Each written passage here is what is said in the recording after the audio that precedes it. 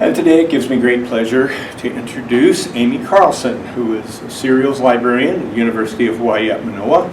This talk is co-sponsored by Hamilton Library, Conflict and Peace Specialist, Hui Aina Pilipili, Native Hawaiian Initiative, the Center for Oral History, the School of Communication and Information, the School of Ceramic Art, Cinematic Arts, not ceramic, and the departments, although it would be nice to have ceramic, and departments of American Studies, Anthropology, English, Ethnic Studies, Political Science, and Women, Gender, and Sexuality Studies.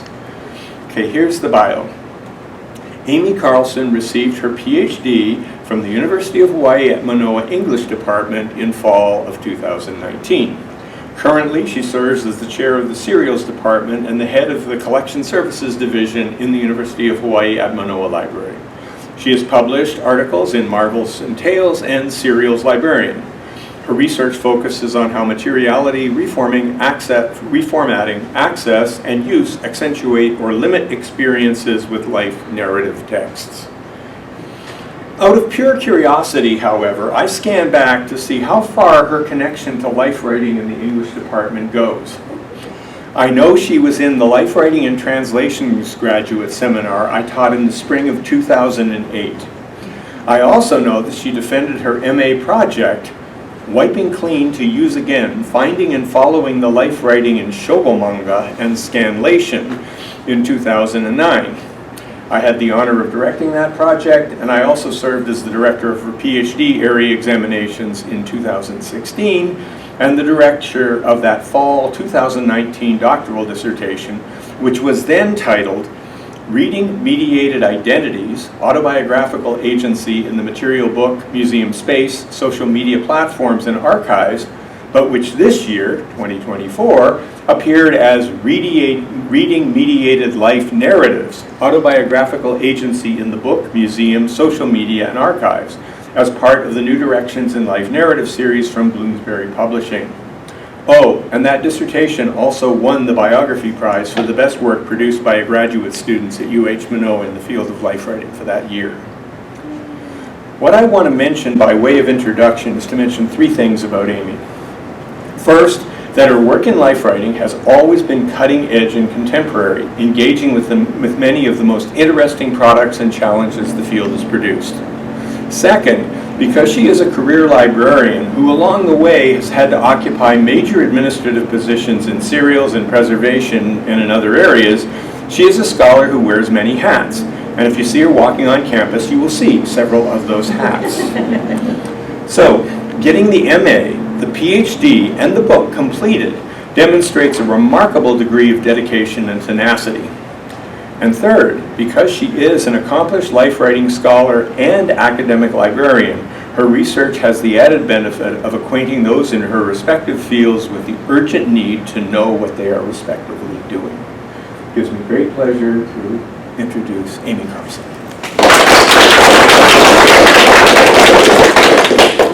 Oh my goodness, I have to deliver after that. Okay, so if at any time you can't hear me, please somebody raise a hand. Because I'm not used to working with the mic like I'm not used to standing like this with the mic.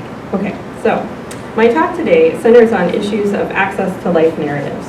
In particular, I will discuss, just want to make sure everything works, both the hidden mediations that impact our reading and access to life narratives.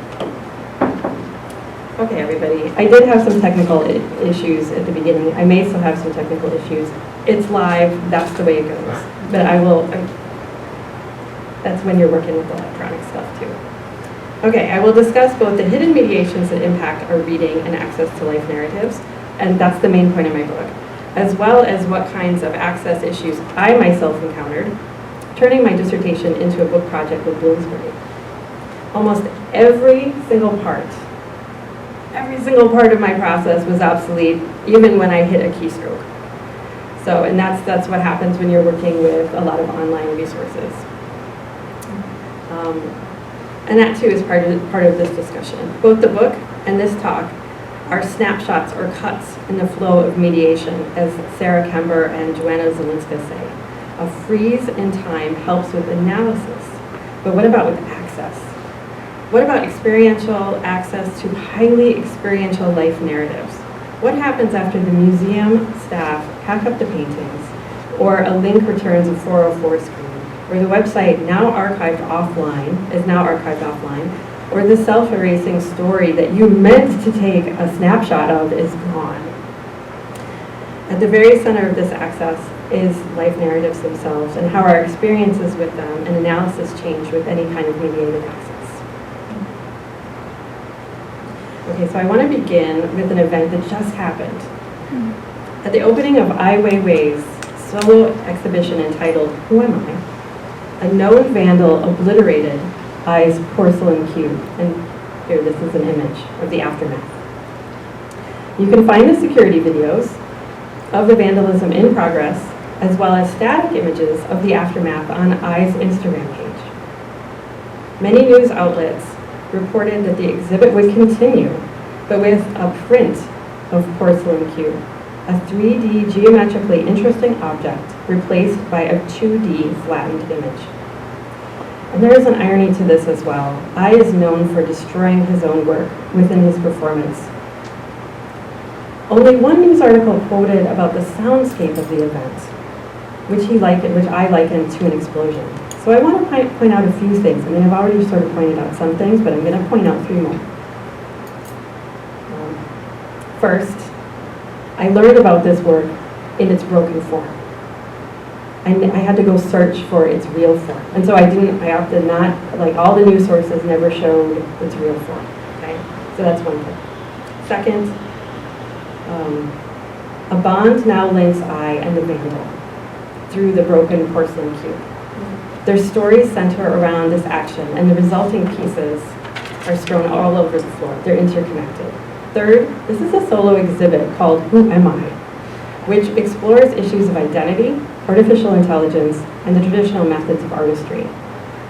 So some of the details alter my understanding of the work, changing and contextualizing it. The sensory aspects of the connections now made from the event and the resulting stories and media products make a sort of new composite of porcelain cube.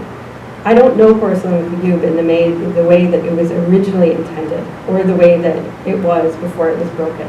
My access to it is after it's already broken. In my book, Reading Mediated Life Narratives, I asked to look more closely at the systems and processes of hidden mediations that alter autobiographical works. From the book, to museum galleries, to social media platforms, to the archives, we are taught to ignore these authorized mediations.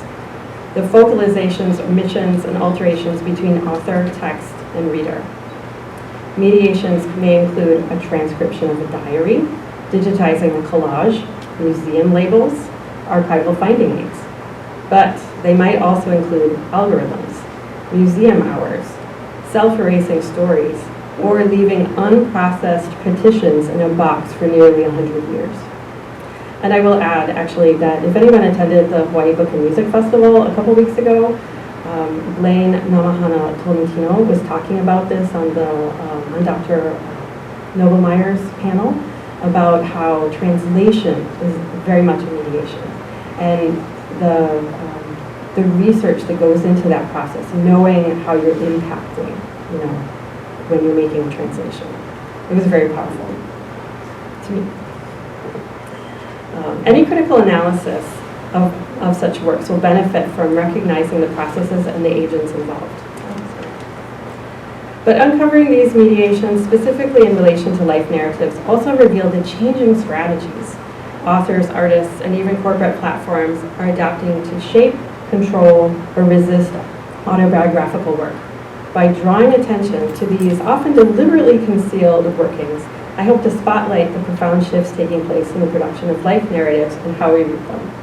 And so I have a breakdown of some of the chapters. Chapter 1 considers the materiality of the autobiographical text.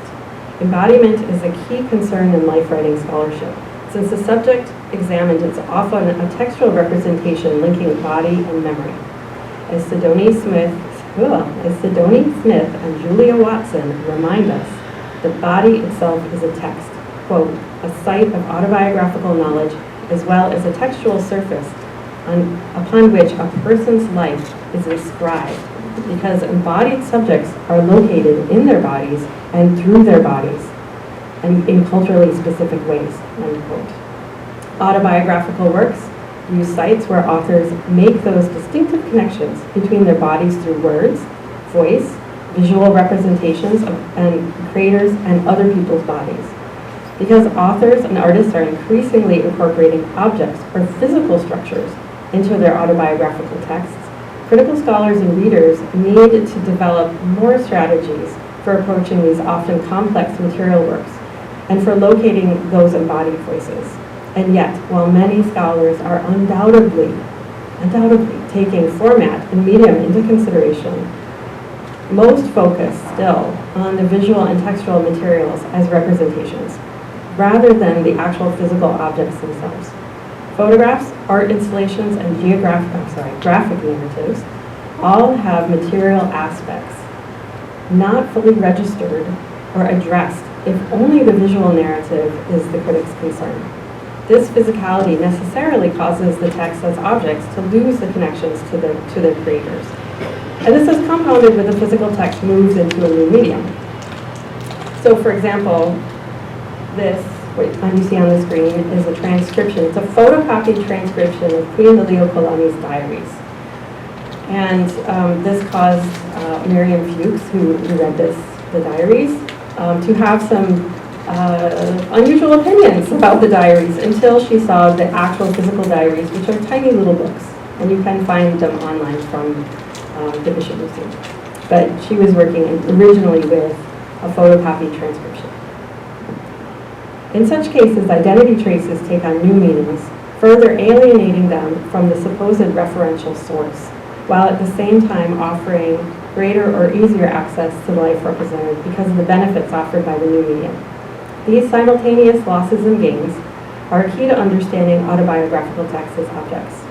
Drawing from Alfred Gell's claim that the creators and owners of objects impart agency to the object through an abduction process, and from Sarah Kimber and Johanna Zelinska's concept of mediation as an ongoing process, I consider how agency of materiality impacts our autobiographical reading of two particular texts. So this one, The Diary of Liliuokalani, as encountered by Miriam Fuchs, and the next one, Dana Walrath's autobiographical visual book, Alice Heimer's Alzheimer's Through the Looking Glass.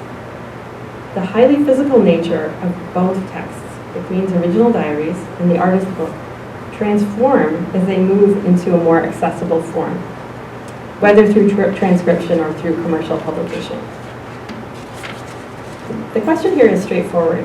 Given that the materiality of the text must be sort of bent for reasons of distribution or preservation, how does this change and affect our reading of them? Okay, so that's the first chapter. Chapter 2 turns its attention to museums themselves, their practices, negotiations, and accompanying presence, both physically and online. Museums frequently mount autobiographical objects and testimonial works. For a limited time, the museum's white walls and parquet floors house works of resistance, witness, or identity exploration. Then the curators take down the canvases, turn off the computers and projectors, and carefully fold up textiles and pack them away. In such cases as the U.S. Holocaust Memorial Museum and the Jewish Museum in Berlin,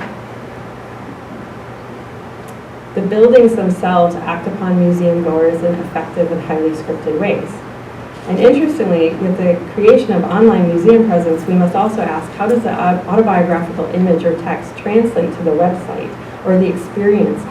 Do you have that same kind of experience on the website as at the museum itself? And with what results? Building upon the materiality and agency questions raised in Chapter 1, I ask how the current practices and processes in museums alter the mediation of the autobiographical works. Okay, Chapter 3 starts a two-part chapter with auto media or online lives. This chapter focuses on the technologies that circulate and distribute auto media. I love this. This is me. I post something and then I think, oh, I shouldn't have done that. While it may appear that social media and users control identity creation through an iterative process free of constraints, many life narrative scholars point out how the technology itself and the groups using the technology prescribe identity performance. Social media platforms encourage auto-media creation and consumption in our current media ecology.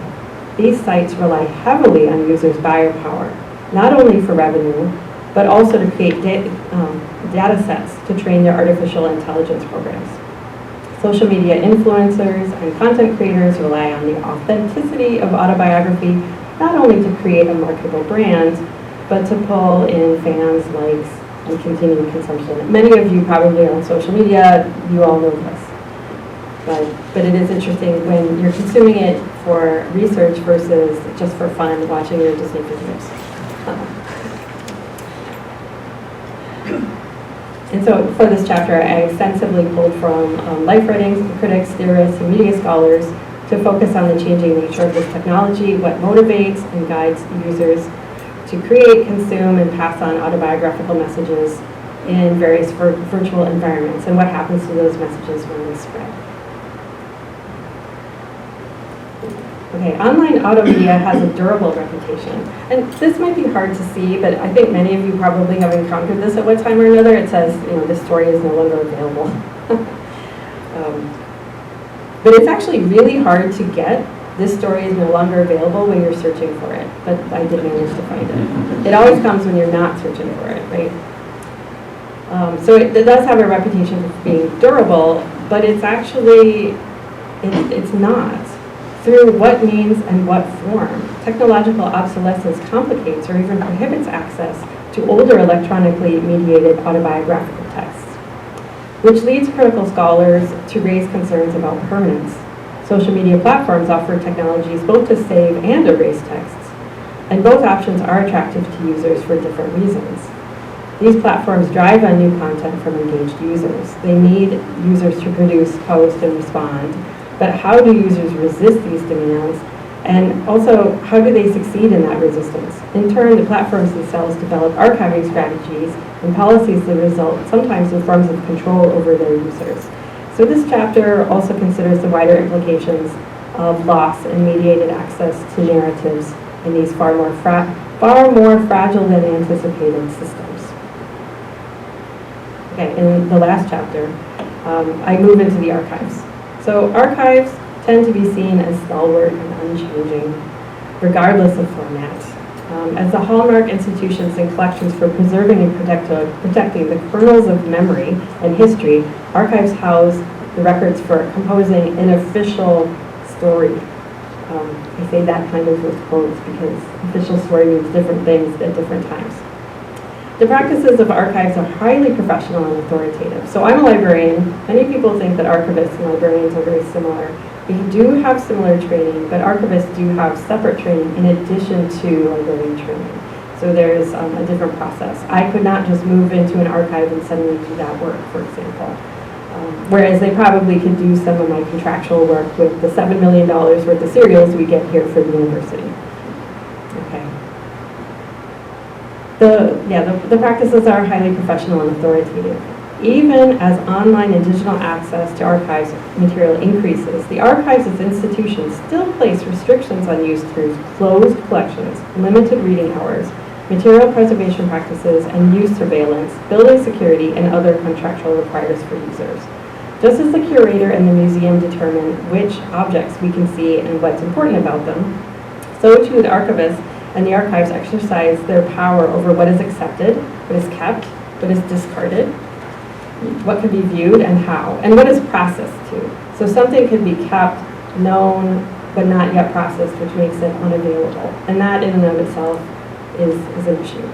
Combining archival theory with mediality, memory, and life writing scholarship, we begin to see the archives often invisible mediations, the narratives that uphold it, and recent changes in the profession directed towards acknowledging and rethinking its agentive role. The degree to which recognizing the problems of historical insularity and the need to decolonize the archive itself has led the archival profession to take steps towards greater contextualization, community feedback, and participatory record controls. So here in this chapter, I read Sydney Iaukea's The Queen and I as an example of how this work operates on cultural and personal levels. Okay, so that's this. That's the book. Now, how did I get to the book? So in fall 2019, I was at my defense and I was hunching over my notes, very worried, and listening into absolute disbelief during my defense that the members of my committee suggested I publish the dissertation as a whole. I had really envisioned pulling out each chapter separately and like sending them off for publications and just praying one stuck. But my committees had more foresight at that time, and I thank them for that push, and also I thank them for passing me. I did graduate. And See the hat? yeah, I didn't just buy that at like Savers or something. Okay. So after graduation, I took a break and concentrated on my day job, and then the pandemic.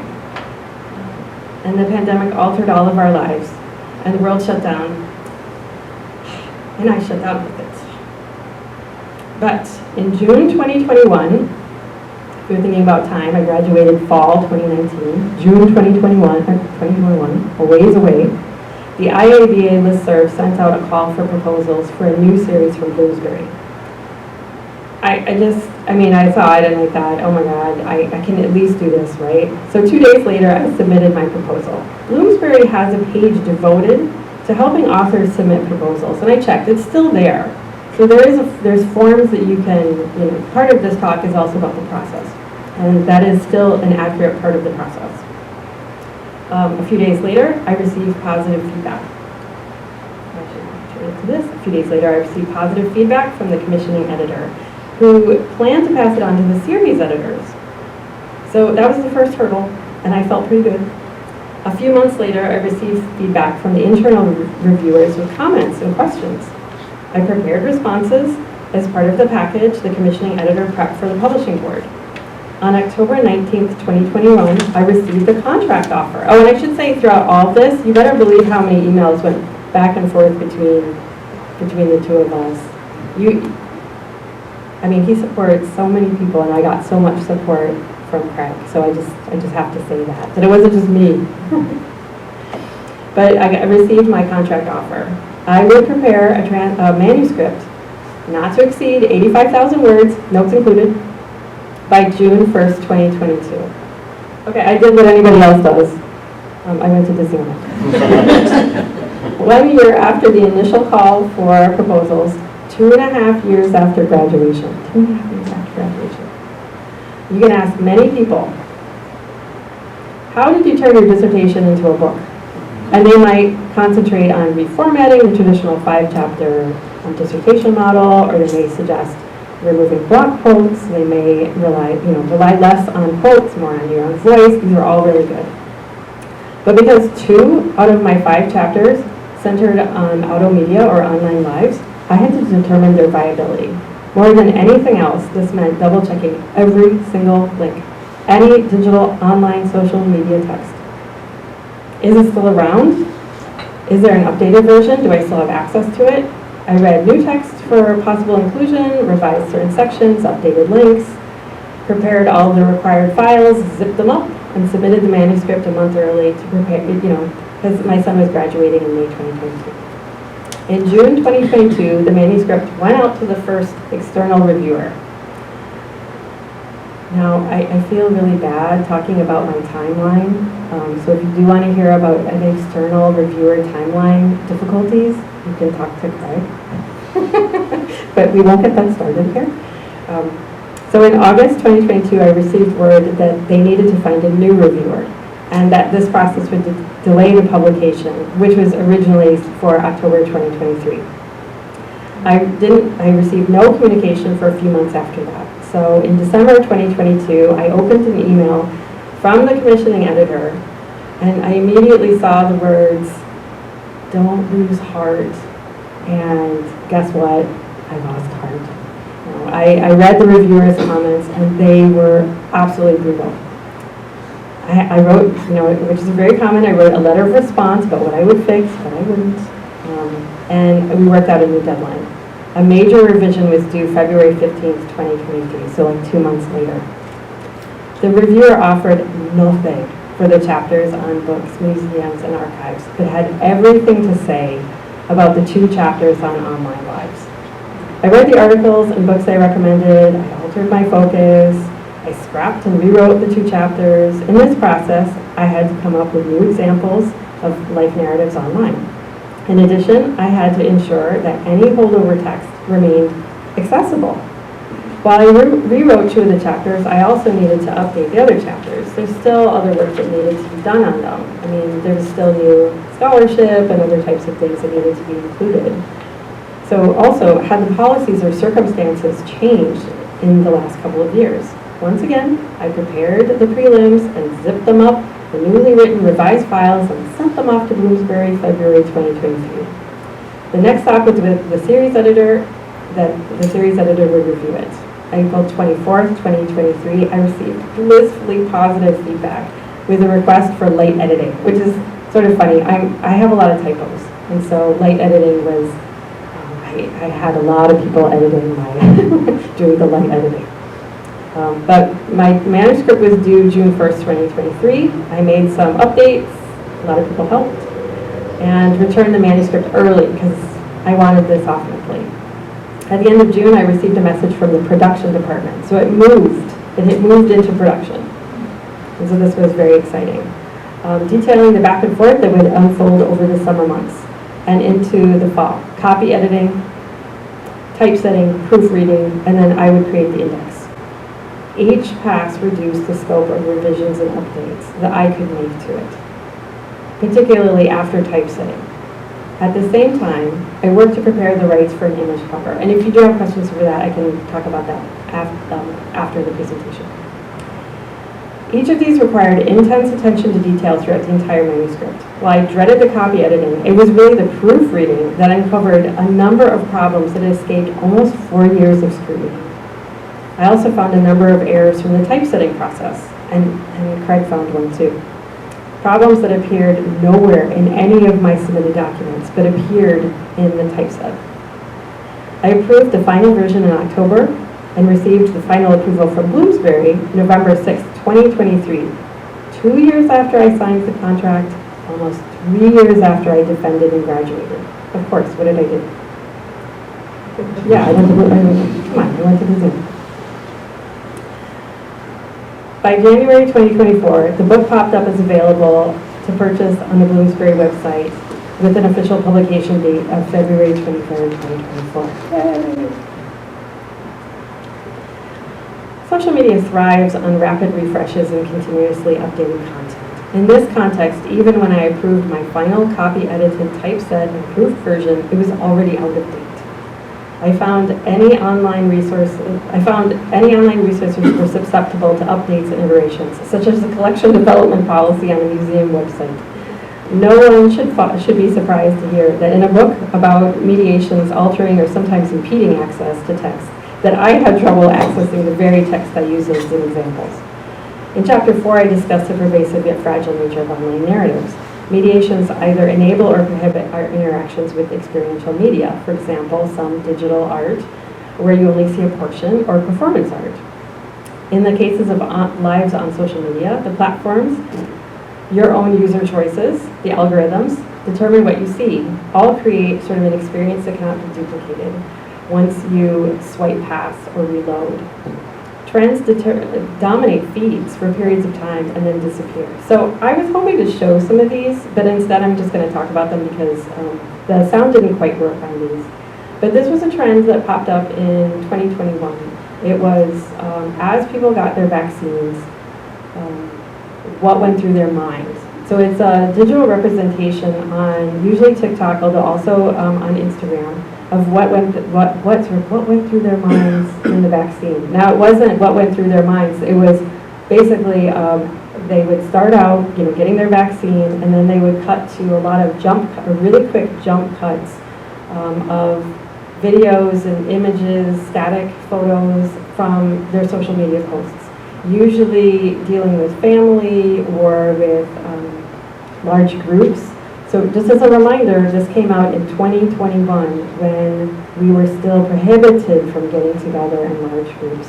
So this was, these texts were really powerful in that they were hopeful, but they used products from the past And they were bringing them forward, and look where we are now, for goodness sakes. I mean, yeah, so, anyway, so it's too bad, but I will have, if anybody is interested in these, you can email me or contact.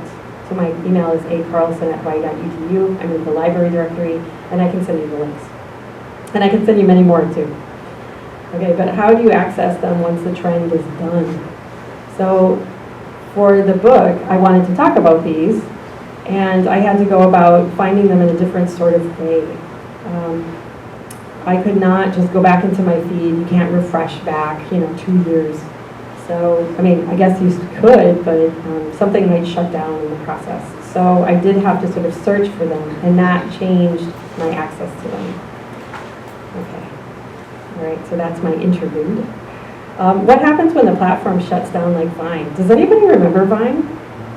Yeah? Okay, I'm so glad, because I thought, well, if young people come, they're not going to know Vine, but you guys were probably 6 or something when you used it. So yeah, Vine shut down 10 years ago, and so it's still a beloved platform, and it's still around, and you can still get some of the videos, but that's actually something a little bit later that I'm going to talk about. People do research with these platforms all the time, but how do they do it? How do they access? I mean, you can scrape, you can do API, you can download sets of data, but do you see the images and text as they appear, or do you get them as separate files? Okay, so message decay, filter bubbles, self-erasing messages, and even purported archival options enhance content for you to consume and share. Technological obsolescence as a means to access to the site is when it's blocked or removed, it's kind of a digital forgetting. And actually, digital forgetting is very important. Or all forms of forgetting are very important for certain kinds of messages, but that's a conspiracy theory for another day. At best, I needed to update some of my citations, but in some cases, I needed to pull excellent examples out of the book, or turn them into different kinds of examples. So here are a few specific instances that I encountered during the process to turn it from a dissertation into a book. Okay, so performance art or limited term exhibitions.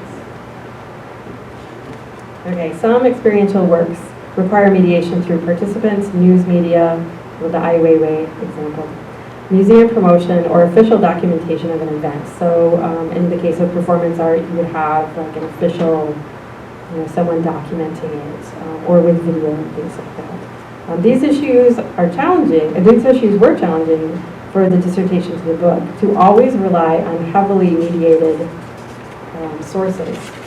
Usually traces remain. Now, as we deal with or embrace, or a bit of both, generative AI and other kinds of large language models, especially dealing with modeling large amounts of data, my dissertation is quaint, and even my book out of date. Because now, of course, there's, even if I talked about the alliance with Microsoft, now what are we going to have with all of our iPhones? Now it's going to, ChatGPT is going to be part of that. So there's a deal with Apple. Okay, so this may be really hard for some of you to see, so it's actually hard for me to see on my computer too. But it says, oh, actually you can see it. It says, this feels like the Barbie house turning into the Mojo Casa house. And I think that's true. That's a reference to the Barbie movie, if any of you saw that. As platforms go, Twitter seemed to be very stable, offering, stable, but I know a dumpster fire, okay? I know it's been that for many years. But still stable, offering users minimalist prompts with which they could play and riff. Compared to the frequent updates that Meta does to their platforms, Twitter's changes were glacial in speed, up until 2022. Most of my dissertation centered around Twitter as a platform or service. So it wasn't about Twitter itself. It was just like people were using Twitter. But that changed when Elon Musk started the process to purchase Twitter between April and October 2022.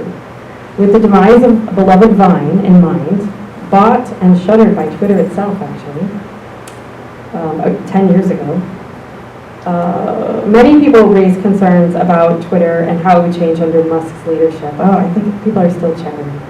On October 28th, 2022, Elon Musk completed the purchase and immediately set off a wave of nearly daily changes that began to destabilize one of the most widely used social media platforms.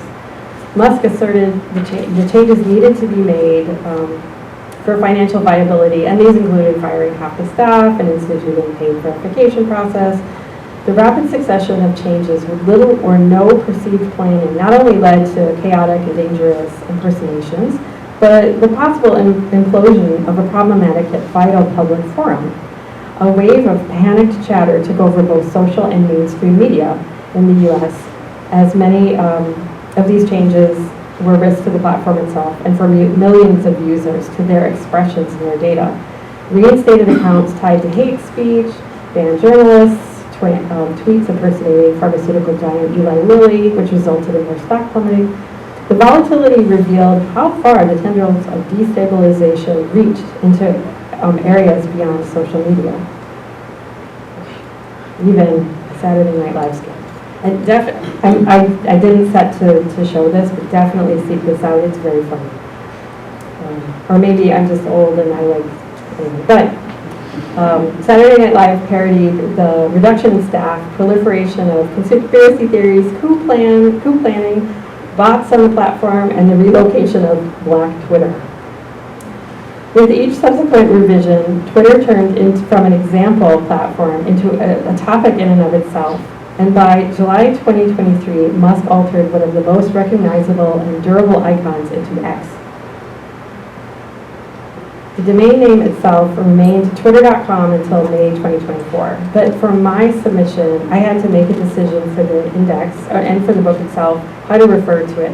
So at that time, people were still calling it Twitter. Or they were saying X, previously known as Twitter and whatnot. And so I made the decision to refer to it as Twitter with a C reference in the index to X. It hasn't fully imploded, it's still around, people still use it, and there are, at the time there were some other options that kind of fizzled. There's a lot of inertia. Meta's Threads is similar, but I think X is still going to stick around for a while. Okay, so moved or removed texts.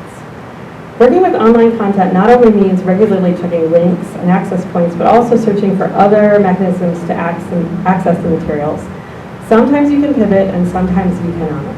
Between my dissertation and first draft, the Jewish Museum Berlin completely revamped their website. I turned to Internet Archive's Wayback Machine for my citations.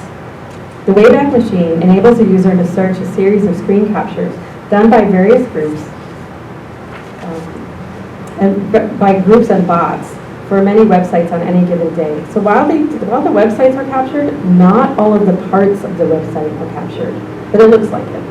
I utilized the Wayback Machine for Shahak Shapira's Holocaust, where for a few days in January 2017, he uploaded a series of photos of tourists frolicking on and amongst the Berlin Holocaust Memorial, doing yoga, juggling, and modified them, superimposing them on Holocaust images of victims and atrocities. So I am not showing the Holocaust images. What you do is, if you do go seek these out, you mouse over them and then you see the resulting palimpsest. Okay. So I didn't want to show Holocaust imagery.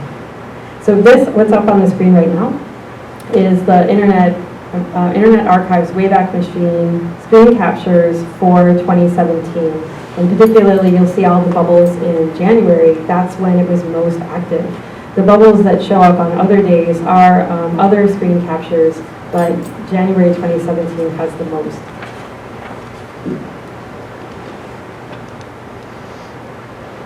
Okay, and so I looked at every single day that I could during the week that this was sort of performed online. Now, I can't show like the whole screen here, but there were quite a few pictures, and then with each day, the pictures lessened. Juggling. In the yoga too, I don't understand. Okay. He said he would remove the images when people that were in the photo contacted him if they were contrite. And I think it was, the email address was something like ddoucheme.com or something. It was hilarious. It was quite the performance. So all contacted him within a week, and the images were pulled down. He replaced it with an information page, and this is still durable. So the information page does give you, the information, but the images are no longer here. You have to use the Wayback Machine in order to see the previous images. The Wayback Machine will not help you with social media texts, particularly self-erasing ones. With influencers, these limited duration messages seem to run counter to their aim of a more durable performance for their branded or sponsored content. But the limited duration functionality also allows them to play with the authentic and the autobiographical. In some cases, influencers use it as a space to sort of push back on negative comments or to call out biases.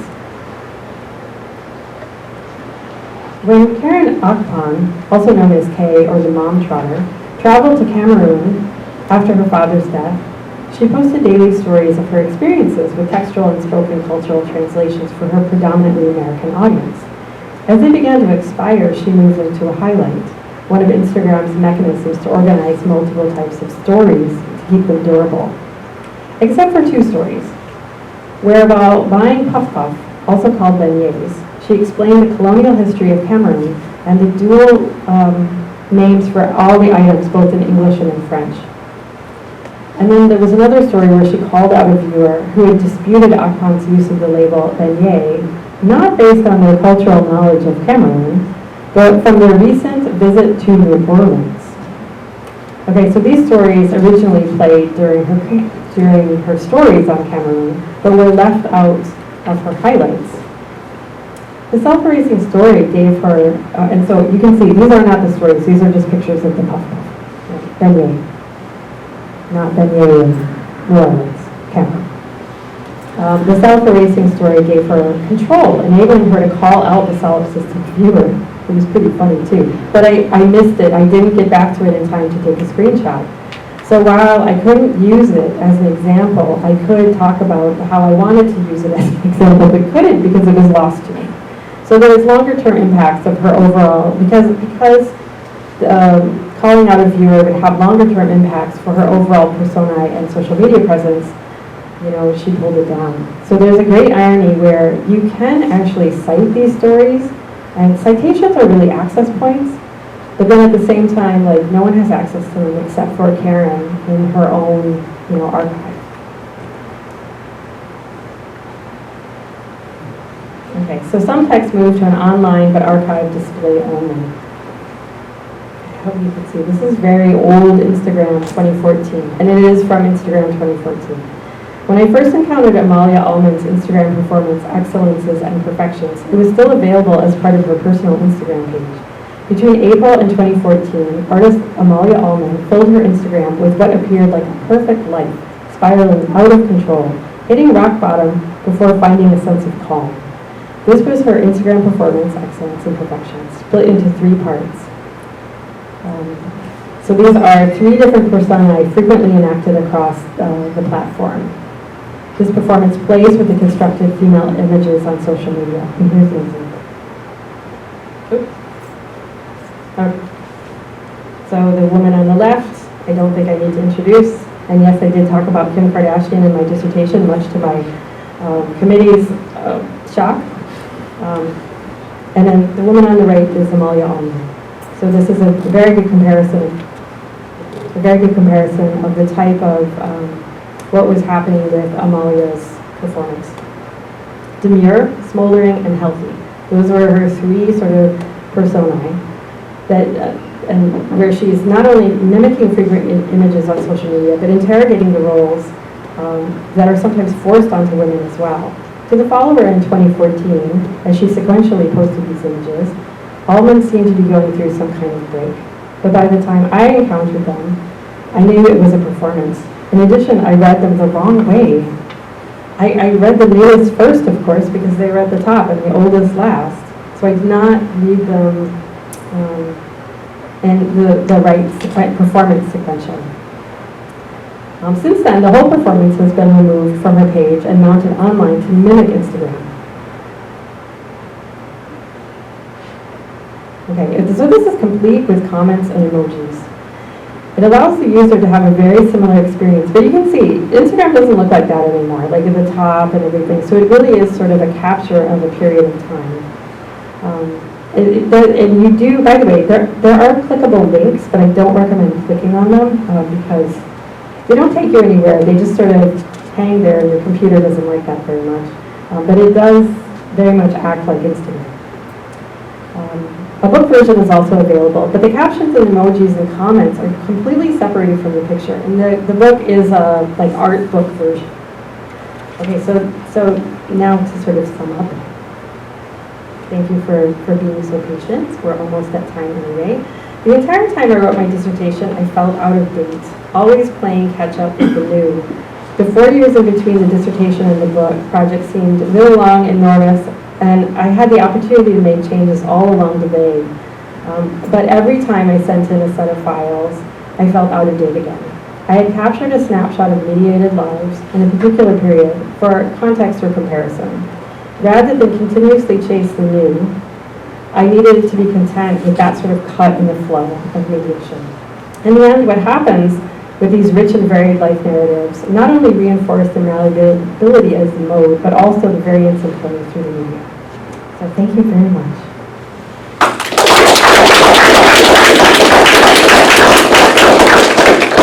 Okay, and we have over 15 minutes for questions and comments.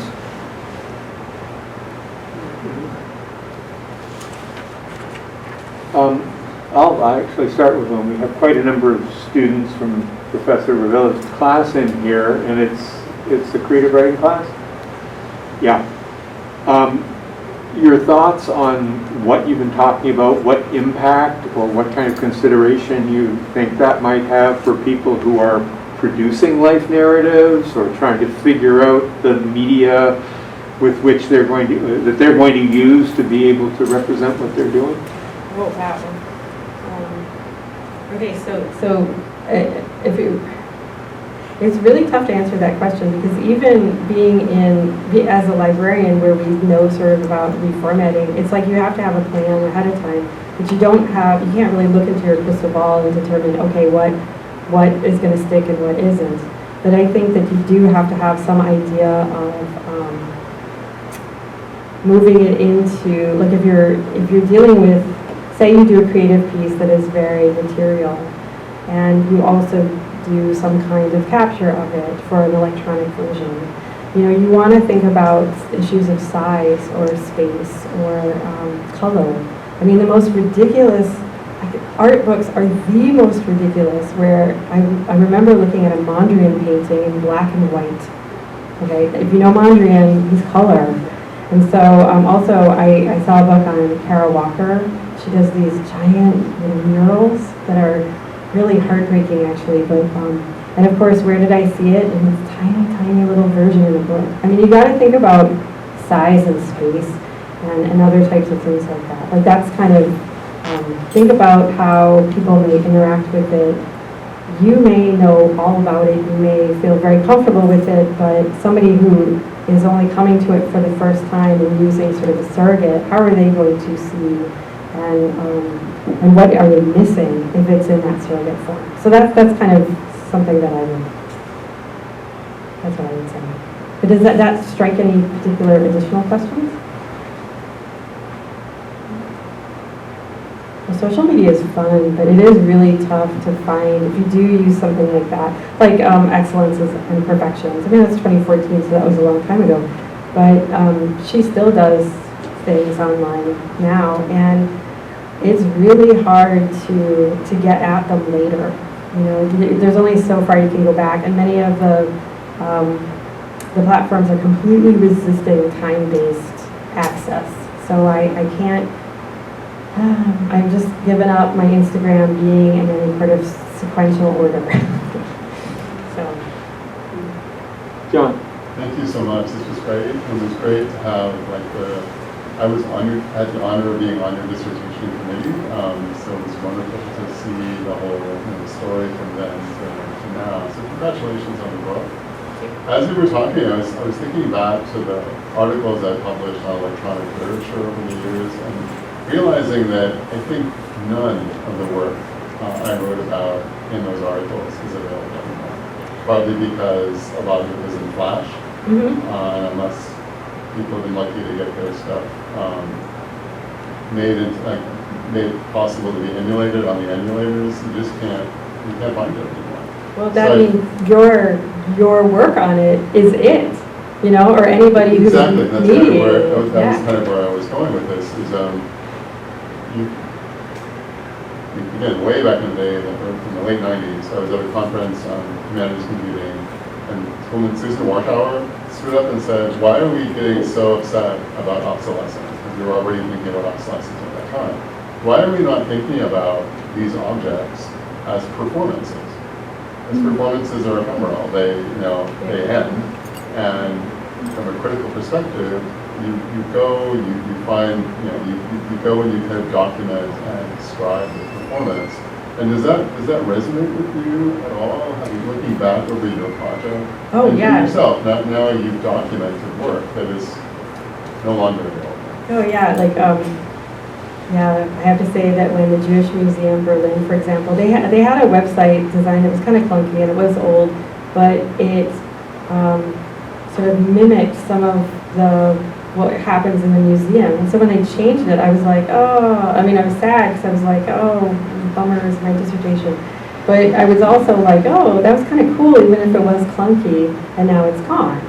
And especially if it's, Wayback Machine can capture some things, but it can't capture everything. So it can't capture motion necessarily, or it's not going to have a bunch of links, So, yeah, I mean, in some respects, it shows how much more is ephemeral than durable.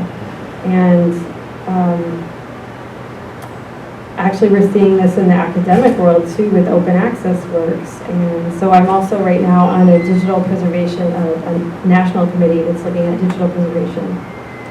And it's, I don't know, I mean, like I'm hopeful, but then at the same time, dealing with a surrogate or some kind of mediated source, like somebody else's perspective. There's a couple of life writing scholars attended a performance art show, and they wrote about it, and they wrote, the whole piece is in present tense, and they did talk about sensory aspects, and they were very good at sort of capturing a lot of information, but it was still written after the fact, it was still their perspective, and that means that I have that in between me and the event, and so. I mean, unless I don't really have high hopes for virtual reality. Actually, that sounds kind of awful to be wearing the things. But I don't think that I think we're going to lose a lot more than we're going to gain in the future with more experiential technologies. So, yeah. And that shows in some ways how the language itself becomes a kind of mediation even when you're trying to create the effect of it not being mediated. Yeah. So that, for example, if you're writing a lot of times, if you write in the present tense, the idea is it's making it more immediate, but the fact you're writing in the present tense about something in the past is actually introducing more mediation between the experience. So it's both making it closer and making it far away at the same time. Comes up a lot in the autobiographical writing classes. What does it mean when you start writing an autobiographical text in the present? Well, or the I that you were at one point is not the I that you are at another point. I mean, obviously, if you're writing about it, you've learned something in between or something, and so that is sort of a weird, that's kind of a weird relationship. It is. Any additional questions? Everybody wants to go to their next class. Oh, my boss wants to ask you a question. So what do you think is the long-term effect of social media on our collective ability to write life narrative in the future? I mean, if everybody is living in this sort of ephemeral social media world and you can't capture it, who's going to write, say, the future of our politicians or other people when there's no durable record? Oh yeah, that's a crystal ball moment. Well, people are still writing traditional memoirs, and they're still being published, they're still being consumed, they're still very popular. So I think that's the other thing that we sometimes talk about, one kind of media replacing another, like we only have bandwidth or something for one, but really we have bandwidth for all kinds of stuff. And although, if you do read, I just read a really interesting book that I will warn you did require some additional editing. It's kind of long, but it's called Please Unsubscribe, Thanks. And the author goes into detail about sort of a digital detox. But in that process, he starts out by talking about sort of all the interconnections. So big tech, he says that there's 4 interconnections, and I think he missed a 5th to me. He talks about big tech, big media, politics, and then commercial enterprises, stores, and whatnot, and how they're all sort of in cahoots together. I think he missed big pharma in there as well. So I would have appreciated at least an additional. And there is a lot sort of interconnected. So what gets published? And we're seeing this now with book bans and other types of things where there seems to be a lot of diversity being published, and then now some of it's pulling back. And so some of these are influences and connections. So it is a little scary. You have to sort of keep on top of some of these things. But I think if you read, I'm having a moment.